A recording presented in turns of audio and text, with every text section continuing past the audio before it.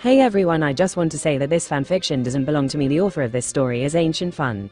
I personally read this story and really enjoyed it because it had a fresh concept and wasn't like others which are just repeat and repeat of others. I hope you guys also enjoyed this story as much as I did. This is the chapter 1 of the story. Now without wasting time, let's go into this story. At the age of 15, Luffy dies. Due to an astronomical chance, a higher dimensional being and an individual from another universe, he gets a new life, infused with memories of a vastly different version of himself. Follow a self-aware Luffy as he navigates his messed up world, armed with new knowledge, and tries his hardest to make everyone around him as joyful as possible. Chapter 11, Orange Town. You've already seen 3 of them. First is Soru, Luffy said as he demonstrated Soru by running circles around a man who was wearing crab-themed armor with 2 mechanical pincers sticking out his back on the deck of a pirate ship. They had arrived at an island a few minutes prior where Luffy had quickly befriended a little girl wearing knight armor called Medica, and after learning that her father, along with many of her villagers, were being enslaved by a pirate called Ganzag, he had decided to help out. After successfully freeing the people who were being forced to work in a factory to build weapons, with Zoro and Nami taking on all the opponents while Luffy concentrated on getting everyone out, only their captain, Ganzag, was left, who Luffy was facing off against. Ganzag fought mainly using his crab-themed armor and pincers which could jab and dent even steel, and could even hold and fire guns. Luffy had immediately thought of Doc Ock when he saw the pincer-like arms and thus started calling him Doc Crab, which infuriated Ganzag greatly as he didn't like to be called a crab. Zoro and Nami were watching from the sidelines as Luffy had said that he wanted to show them some techniques. It had been just a couple of days since they dropped Makino off and just over a week since Luffy had officially met the two, so he decided it was about time he started telling him about the Rokiseki and Haki. He didn't want to overwhelm them with information, so he eased them into it by explaining the Rokiseki first. How are you so fast? Ganzak exclaimed in shock as he spun around trying to aim at Luffy while he seemingly disappeared and reappeared from place to place. Right, so this is where you kick off the ground more than 10 times in the blink of an eye, Zoro nodded as he observed from the sides. Yeah, Luffy confirmed, stopping next to him. Next is airwalk, which is nothing but kicking off the air so hard that it becomes like a platform. I still think that that's your devil fruit power, Nami said accusingly.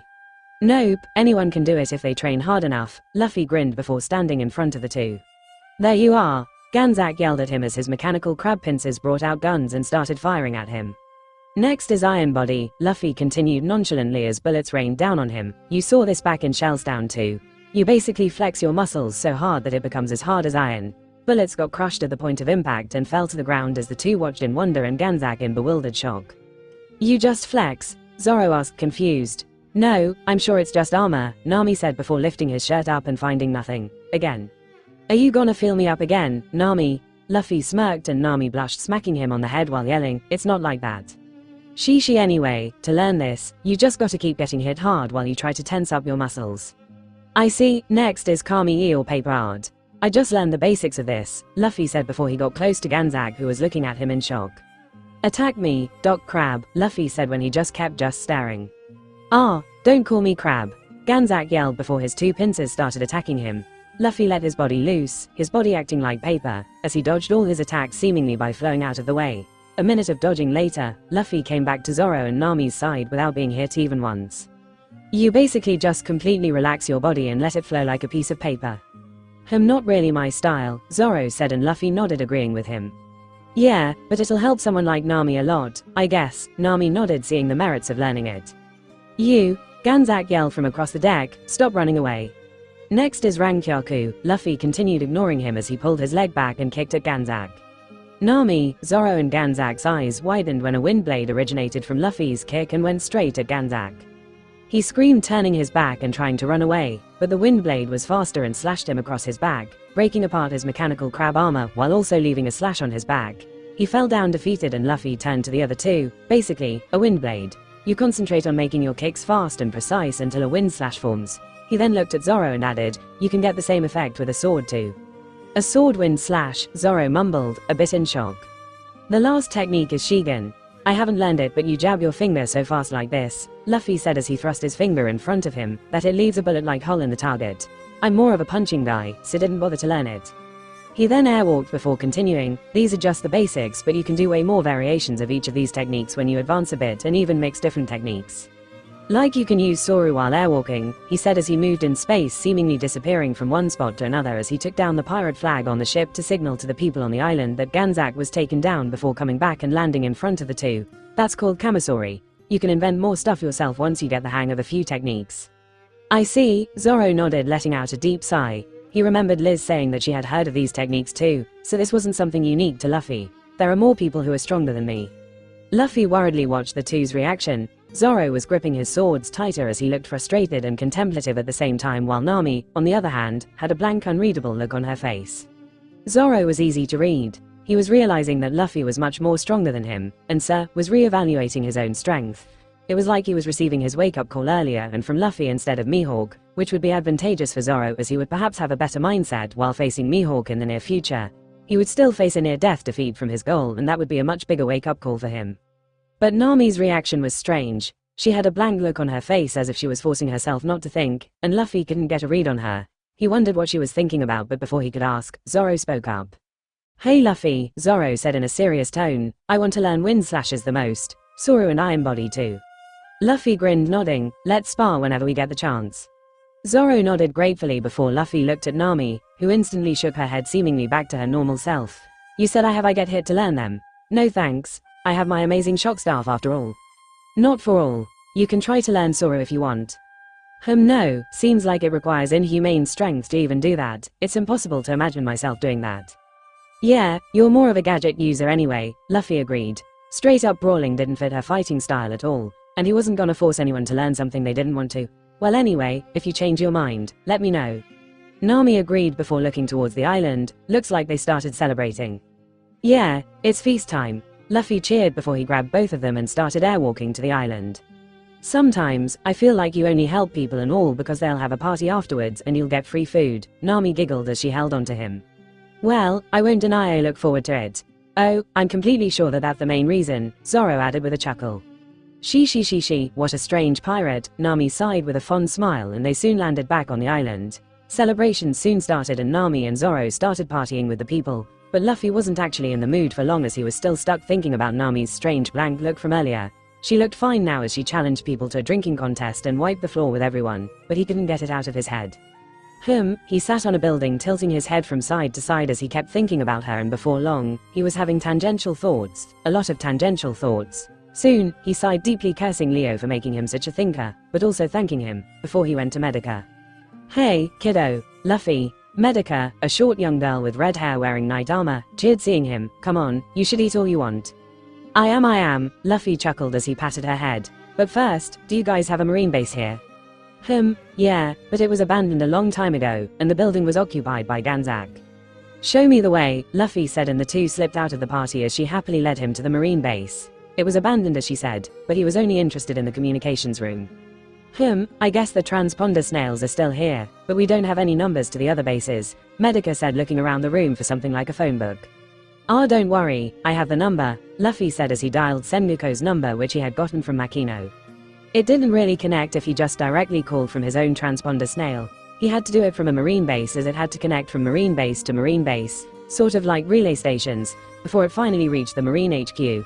And it took a while for the call to connect too, during which Luffy sent Medica away saying that it was going to take a while and she should go back to celebrate. "Hello," Sengoku's voice finally came over the snail. "Yo Sen, it's me.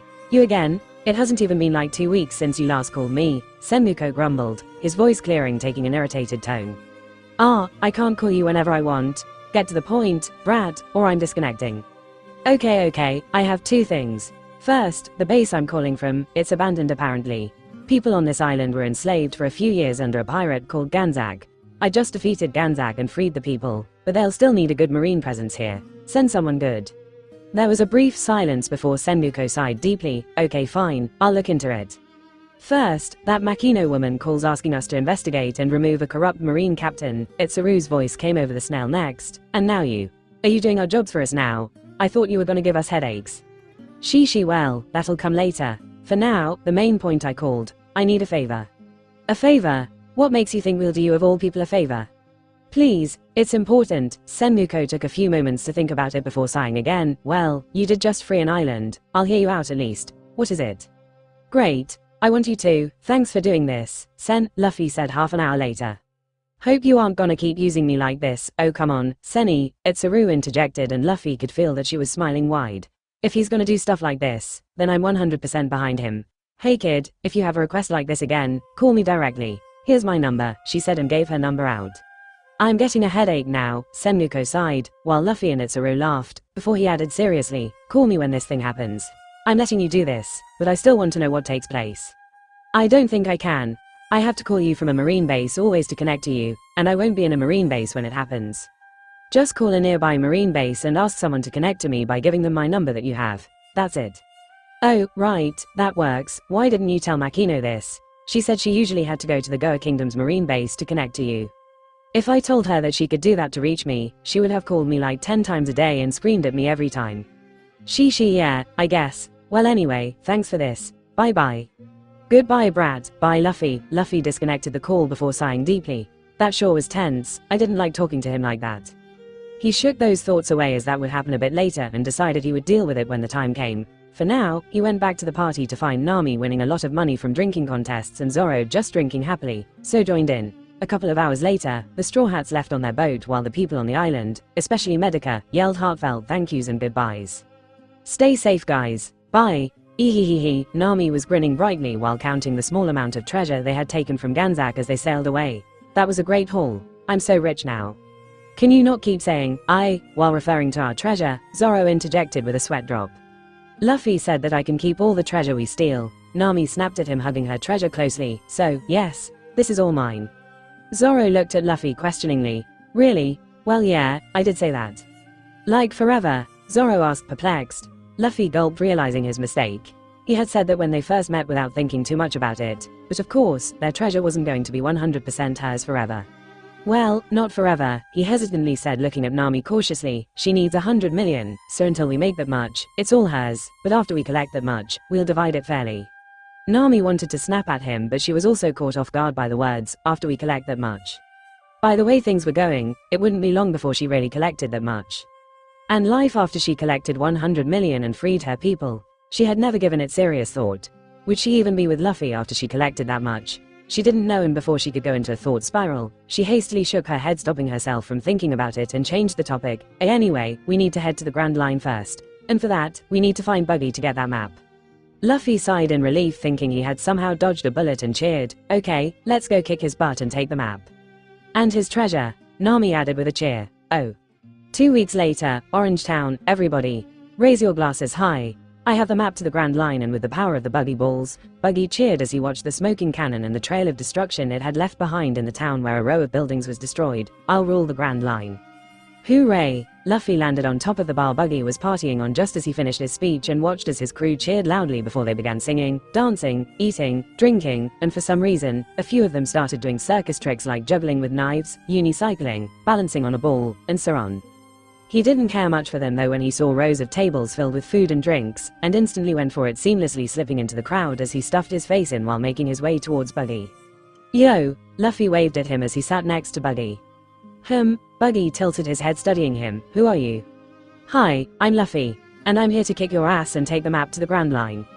Buggy froze for a second before he started laughing. Gahaha, you're gonna kick my ass. Hey, men, did you hear what he just said? Yes, we heard him. Does he think he can defeat the boss? Ha ha ha ha. His men also started laughing while Luffy continued eating all the food. Yeah, Luffy continued unbothered. Just wanted to talk a bit before I beat you though. You wanted to talk? Gahaha. I'll humor you. What did you want to talk about? I always wondered how someone who sailed with him, sailed with people like Odin and Rail. Buggy's face paled as he immediately lunged at Luffy and clamped his mouth shut. How do you know that? He hissed. Who are you? She, Captain Buggy. What's he talking about? One of the pirates asked. You sailed with someone before. Ahaha. Buggy laughed awkwardly, waving him off. He's just joking. This is an old friend of mine and we joke like that whenever we meet. I'll go catch up with him. He then hastily separated his upper body and flew to the top of a faraway building while carrying Luffy. That scared you'll be found out, cabin boy. Ah, how do you know that, ya flashy bastard? Buggy screamed at him as they landed on a roof. Relax, I won't tell anyone. I was just curious. How did someone who sailed under him end up doing lame things like, he pointed at all the destroyed buildings, this? What do you mean lame, ya bastard? That's the power of my Buggy ball. It's enough to level a small town. And, what the hell will something small like they do in the Grand Line? You've seen people who can split the sky with just a simple clash. What the hell will a cannonball do to them? Don't pit me against monsters like that, ya bastard. I'm not going anywhere near the New World. I'll stay in Paradise and Kong. Wait a minute. Before that, how the hell do you even know so much about me? She, calm down, Luffy chuckled, pushing his face back as he was agitated and kept getting right in his face as he floated in front of him. I just happen to know. That's not an answer. Damn, you're more snappy than Nami. Just relax, will you? I won't tell anyone. I just wanted to talk a bit before I kick your ass. Who the hell are you, ya bastard? Luffy, future Pirate King. Pirate King, you will become the Pirate King. Gahaha. Ugh, stop shouting so much, Luffy said as he pushed him back, feeling his ears hurt listening to his squeaky voice at such a close range. Don't be a fool. If a kid like you will become the Pirate King, then I'll be the Pirate God. This WOR. Ugh, stop screaming in my ears, Luffy snapped as he punched him in the face and his floating upper body got flung to the side. How dare you hit me? Buggy growled lowly as he brought out numerous knives. I kill you. Yeah, Luffy sighed. He really wanted to talk a bit with him, but he was way too excitable. Wait a minute, Buggy said as he finally spotted Luffy's hat dangling on his nape. That hat. He made the connection between Luffy knowing about his time with Roger and Shanks' hat, and came to the conclusion that Luffy heard about him from Shanks. That's Shanks' hat, he said, reaching out for it. Luffy swatted his hand away saying, don't touch the hat. And yeah, Shanks gave it to me. That damn bastard did, huh? Buggy said as he let out a sigh of relief internally. Oh, thank God. I was wondering if this kid was someone from the New World, but turns out that damn Shanks yapped about Captain to some kid. Hey, don't badmouth Shanks, that damn bastard ruined my life. I'll badmouth him all I want. He made me lose a 100 million buried treasure and even made it so that I can't even swim. You see, we were both apprentices on Captain Roger's ship and one day. Yeah, I don't need to hear that. Luffy put a stop to it. I already know. You ate your fruit accidentally, and Shanks saved your life when you fell into the sea. Did that bastard say that? He was the one responsible for making me fall in the first place. Ugh, stop, you're irritating. I just wanted to ask about how you turned out like this after sailing with someone like Roger. Buggy misunderstood Luffy for someone who wanted information about Roger and his ship's path, so firmly decided not to tell him anything. He never talked about his time with Roger as he didn't want his name associated with monsters like him. People would think he knew secrets about the One Piece, which would attract the attention of other monsters from the New World and the Marines, which would in turn make his life a living hell as he would be imprisoned or chased around. He didn't know if the stranger in front of him was just a kid who heard stories from Shanks or someone affiliated with one of the emperors, warlords or the Marines, so there was no way in hell he was revealing anything. He was leaning more towards him being just a kid who heard stories from Shanks, though as no one else really knew that he used to sail with Roger apart from maybe Whitebeard, but he still wasn't taking any chances. You want to know about my time with Roger, huh? Buggy said, deciding to probe for his affiliation, if any. And why the hell would I talk to some no-name pirate like you, huh? There's no way in hell I'm talking about my time with Captain with you. Luffy sighed. Well, yeah, I guess you have no reason to. Let's talk when we meet on the Grand Line then. For now, I'll beat you up. Gahaha, you think you can defeat me? You're alone here while I have my whole crew. Luffy grinned as he looked towards the roof where the buggy pirates were partying. Hey, guess they got impatient. Huh, what are you talking about? Luffy pointed at the roof and Buggy turned to see an orange-haired girl hyping up all her pirates. Who the hell is that? He yelled as he flew back towards the bar, and once he got close enough, he could hear the girl talking. Yes, that's the way. Form a long chain and you'll get to dance with me. The girl said, and his men cheered, forming a long line with each person grabbing the shoulders of the man in front of him. Who the hell is that and what is she doing? Buggy wondered aloud as he watched from the top. She's my navigator, Nami, Luffy answered, airwalking in place next to him, and as for what she's doing, she you'll see. Buggy hummed with a hand on his chin trying to guess what Nami was up to, and it took him 5 whole seconds to realize that Luffy was jumping on air next to him. You're flying? He gasped before realizing what it was. You're using moonwalk. Yeah, but look down there for now. Nami's finished. Buggy did look down and found that almost all his men were in a long chain while Nami watched them from the side. Okay, great. Nami cheered. I'll now dance with each one of you. Yeah. She then walked up to the first man in the chain, who was grinning at her, and brought her shock staff out. What's this? He asked curiously. You know, I'm on a roll right now, Nami happily giggled, bubbling with excitement. I just took out a massive lion all by myself. Can you believe that? A massive lion, and I defeated it. Are you talking about Richie? The lead pirate asked, a bit confused. Yeah, I think that was its name. And now, Nami cattily grinned, I'm gonna take you all out too. Hee hee, goodbye. She turned the intensity dial all the way up on her staff and jabbed it into the lead guy. Burst. It was quite a spectacle for Luffy and Buggy, who were both watching from above as electricity coursed from one man to the next in the chain like a snake almost instantaneously, and each person's body started jerking violently as they got electrocuted. Luffy watched with a proud smile while Buggy's jaw hung wide open as he gaped at the scene. Unfortunately, somewhere around the halfway point in the chain, the intensity had decreased and one guy managed to snap his arms back, losing contact with the person in front of him, and thus everyone behind him didn't feel any shocks, but they were too stunned watching the other half getting electrocuted.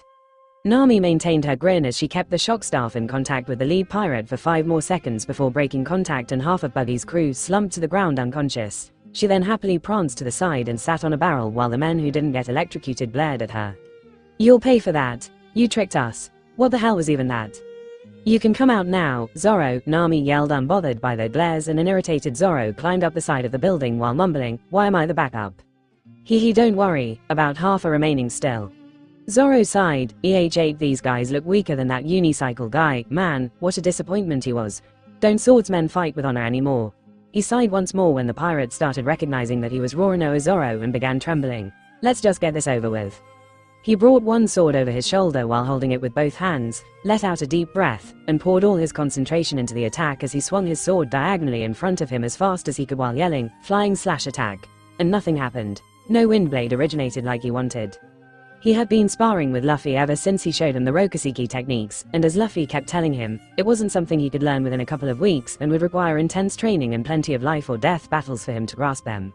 What's he doing? Did something happen? The pirate started muttering, causing him to sigh. He then brought out another sword before lunging right into the middle of them and used his normal sword skills to take them all out. Within less than 2 minutes, he sheathed his swords back after all the remaining pirates were down.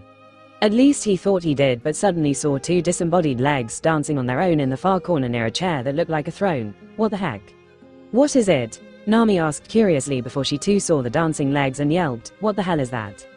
"Who the hell are ya flashy bastards?" A loud scream pierced through the sky, and Nami and Zoro both looked up to find the upper torso of a man struggling under Luffy's grip, and his hands also seemed to be moving completely detached from his body. "Is that clown cut in half and still moving?" Nami asked, watching Luffy fighting the upper body. She then looked down back at the legs and realized they were the lower body of the clown. She also realized that the legs weren't dancing but struggling. "Yeah, guess that's his devil fruit ability," Zoro said, realizing the same thing. They sure are weird. You think Luffy's power is even more weird, so that's why he hides it. Maybe. Meanwhile, Luffy was actually grabbing and tickling Buggy's stomach to keep him occupied. Buggy was going to intervene when Zoro was fighting, so he had grabbed him to keep him in place. But Buggy just separated his hands, which went towards Zoro, so Luffy started tickling and pinching his stomach, and the hands immediately came back to defend himself. "Hey, this is fun. Stop it, ya flashy bastard." Luffy did let him go when he saw that Zoro was done with the fight and descended to his 2 crewmates. "Is this the map to the Grand Line?" Luffy asked as he handed a map to Nami, which he had just stolen while tickling Buggy. She studied it for a few moments before nodding excitedly. "Yeah, this is it. We finally have the map we need." "You stole my map," Buggy screamed as he descended to and combined with his lower torso while checking his jacket pockets, only to find the map missing. "You thief. Give it back." "This is ours now," Nami said, sticking her tongue out at him. "You seem awfully playful right now," Luffy chuckled, seeing her childish behavior. "I just took down a massive lion and half the crew of a pirate who has a 15 million bounty. I'm high right now." "You took down Richie," Buggy yelled again before looking around at the pile of bodies that were on the roof. "Where the hell are Moji and Kabaji?" "You mean them?" Zoro asked, pointing a thumb at a nearby building below which Kabaji was lying unconscious with slashes on him. Richie was lying unconscious with its fur sticking out like it was electrocuted. Moji was lying unconscious with his teeth broken, and across the 3 of them, an old man wearing leather armor was lying down unconscious while a white dog stood next to him protectively, who barked happily, wagging its tail while looking at the 3 straw hats. "Mohji, Cabaji. What the hell happened?" They were patrolling the area when we arrived, I guess," Nami explained. "We were talking with the mayor and the dog when they spotted us. They recognized me," Zoro continued. "The unicycle guy picked a fight with me, so I fought him off. The lion tried to go for the dog's pet store, which is its treasure by the way, so I electrocuted it by jabbing my shock staff into its mouth. I kicked the fur cap guy," Luffy continued. "Then you launched a cannonball at the town, destroying a lot of houses. And that's when I came to stop you, and oh, the mayor was going to come to fight you, so I knocked him out too." They had come a bit earlier to Orange Town than in the story, but things hadn't changed much. They had still met Chocho, and Boodle had come to feed him as he did every day. Only 2 noteworthy things were different. One was that Kabaji had also shown up when they were talking to Boodle, and the other was that Chocho was friendly with Luffy from the start, which made him wonder why. I see, Buggy nodded after hearing what happened. "So all that wait, why the hell are you telling me this?" "Because you asked, right, I did as no. I didn't mean it like that." She, you're funny. Stop making fun of me. You think you've won? With the power of my chop chop fruit, I'm more than enough to kill you all.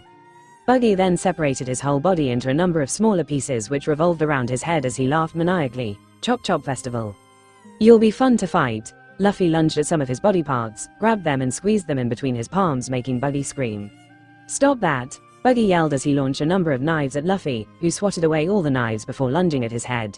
He caught it in his hands before jumping off the roof of the bar and plunged down while holding Buggy's head towards the ground. Face smash. You bastard! Buggy yelled, trying to separate his head vertically into two to escape, but Luffy clamped both sides of his head, not letting him escape, and crashed into the ground, Buggy's head first. It created a very small hole in which his head got buried while Luffy let go and jumped back grinning. You fucking straw hat bastard! Buggy hissed as his head floated out of the hole, glaring at him. A spinning foot with a razor sticking out of its shoe suddenly came straight down on Luffy, who just sidestepped to dodge.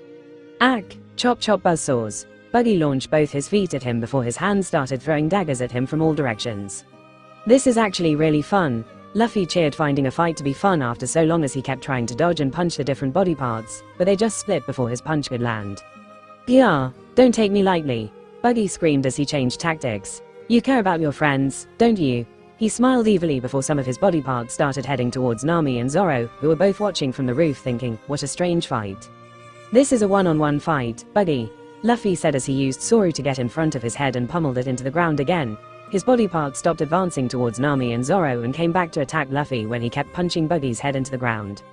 Ugh, you, straw hat bastard, Buggy groaned when Luffy stopped and his body reassembled completely again.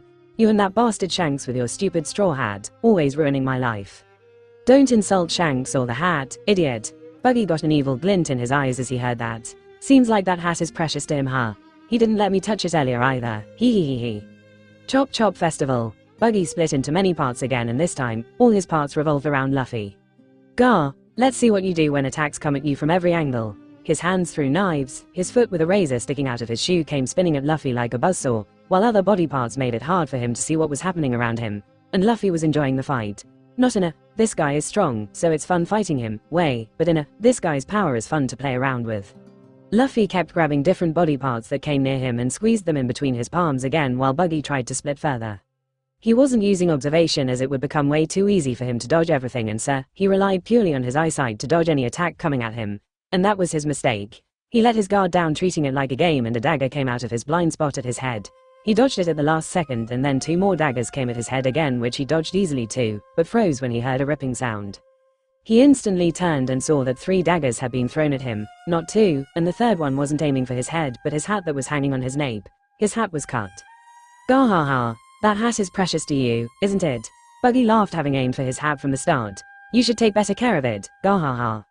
Luffy slowly brought his hat in front of him and studied the damage. There was a rip at the top horizontally splitting it, and he sighed deeply seeing it. I didn't say anything about the hat being my treasure, so thought he wouldn't aim for it. Guess I let my guard down, huh? He then put it back on his head and lost the jovial nature he had until then before disappearing from everyone's sight.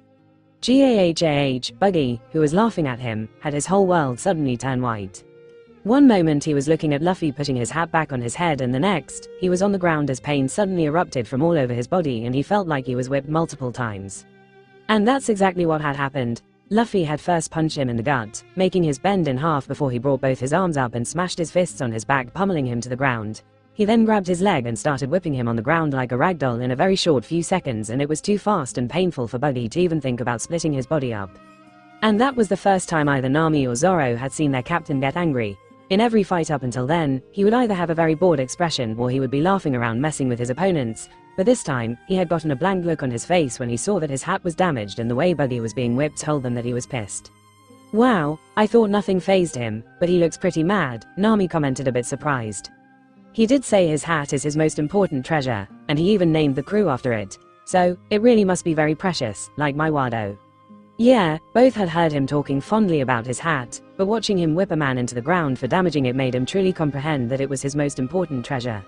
Luffy stopped after a few seconds and sighed when he saw Buggy was badly bruised and had fallen unconscious. Can't get too angry or I'll end up killing him. He then spun around, standing in place while still holding onto Buggy, spinning him around a few times, building momentum before letting him go, and Buggy got flung far away into the sky.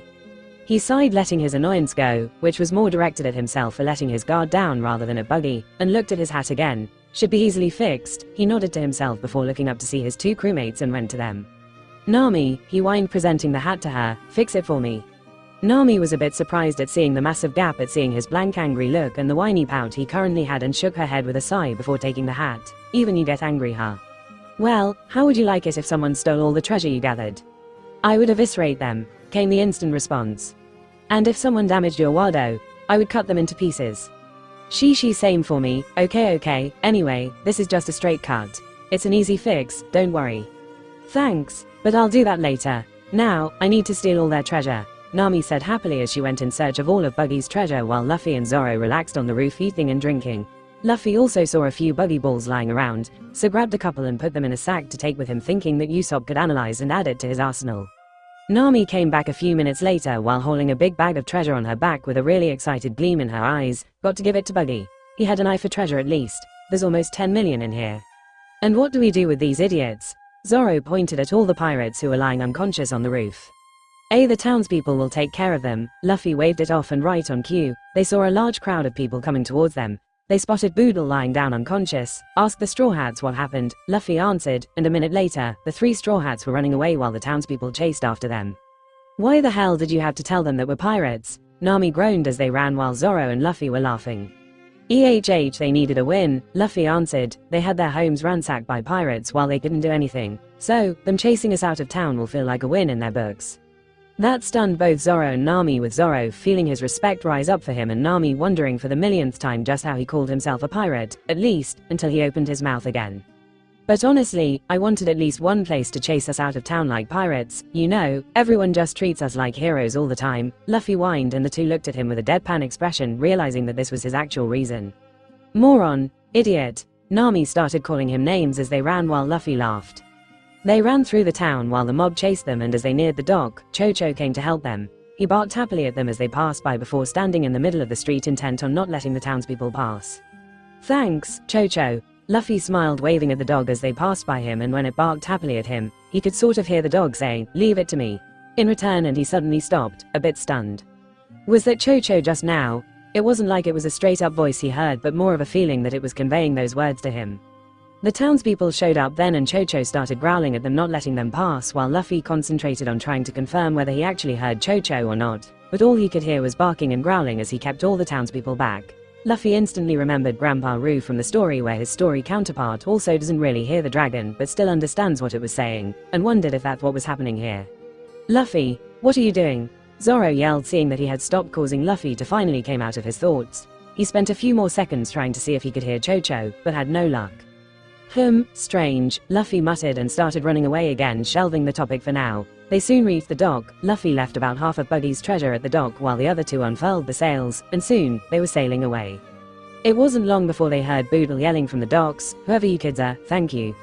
No, he ruined it. Luffy sighed but waved back with a wide smile. Take it easy, old man.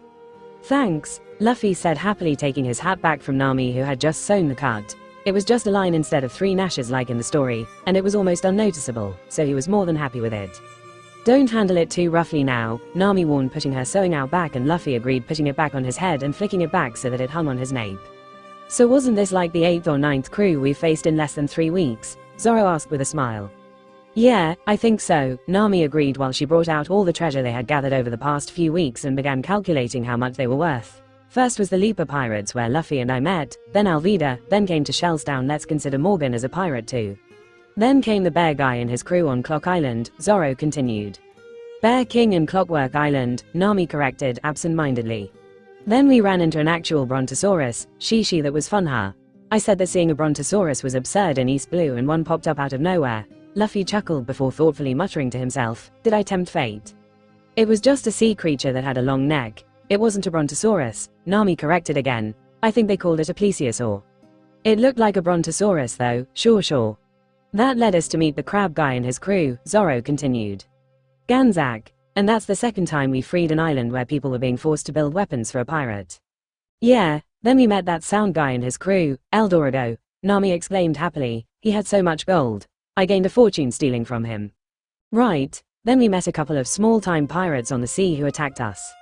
And we stole all their treasure. And then we met the clown just now, Zoro finished. I've been traveling the seas for a long time and I haven't met these many opponents to fight in such a short interval ever. It would be long weeks of nothing and finally, one good opponent, followed by weeks of nothing again. Yeah, me neither. I stole from like 7 different crews since I met you. That's a record for me. Yeah, Luffy nodded thoughtfully, it's been fun though. I'm not complaining here, Zoro smirked, I only wish the opponents were stronger. Yeah, Luffy sighed agreeing with him. A little while later, Luffy noticed that Nami had gone unnaturally quiet as she sat in front of all her treasure, as if in a daze. You okay? He asked, shaking her shoulder, and noticed that she was pinching herself. She slowly looked away from her treasure to face him and brought a hand forward. Buggy's treasure. Give it. Oh, it's here, Luffy gulped, handing her the bag, and as he feared, she instantly noticed that it was lighter and hastily opened the bag to find that half the treasure was missing. She snapped her neck at Luffy to ask why there was less treasure, but found him closing his eyes and looking away as if expecting a punch. Where is it? I kinda left around half of the treasure back at the town. You did what? Nami asked dumbly. A part of their town was destroyed. Luffy hastily explained himself, they'll need it to rebuild. Nami blankly stared at him for a few seconds before going, oh, and nodded with a sigh, well, okay then. Luffy waited for the eventual punch from her, but nothing happened as she just moved on, adding Buggy's treasure to her stash and then went inside the cabin to put it away safely. Luffy just observed her wondering what was going on with her, but she soon came out of the cabin looking like she was back to normal again as she groaned, ugh, are we getting a ship anytime soon? This boat's becoming too small to hold all my treasure. Yeah, I would like more space too, Zoro added from where he was sleeping against the mast.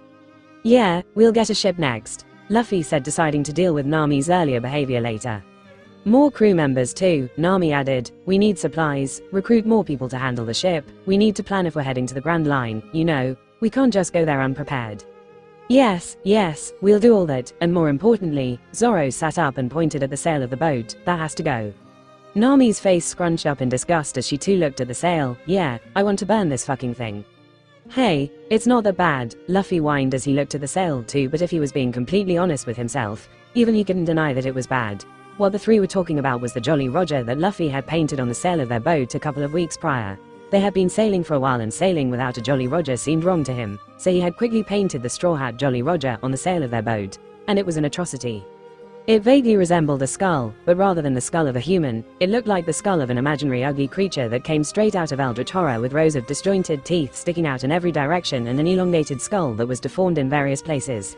And the straw hat on top of its head looked like a piece of rock more than anything, so the Jolly Roger vaguely resembled the scene of a rock falling on the skull of an ugly, uncanny creature. Leo had absolutely no experience in painting anything, so his memories did nothing to improve Luffy's artistic skill. If anything, it made it worse as he tried to imitate some really vague painting tricks he remembered from watching painting videos, and the result turned out to be much more disastrous than that in the story. It's just a temporary placeholder, Luffy mumbled softly as the three kept staring at it. Once we get a proper ship, we'll get a proper Jolly Roger too. The sooner the better, Zoro said seriously, I refuse to sail under such an ugly flag. It gives me nightmares, Nami shuddered. How does one even mess up so bad in drawing a skull? I know, right? I thought he was purposefully making it bad, but turns out, he was seriously trying to make a Jolly Roger. My eyes burn every time I look at it. You can make a dog hold a paintbrush and it'll do a better job than this.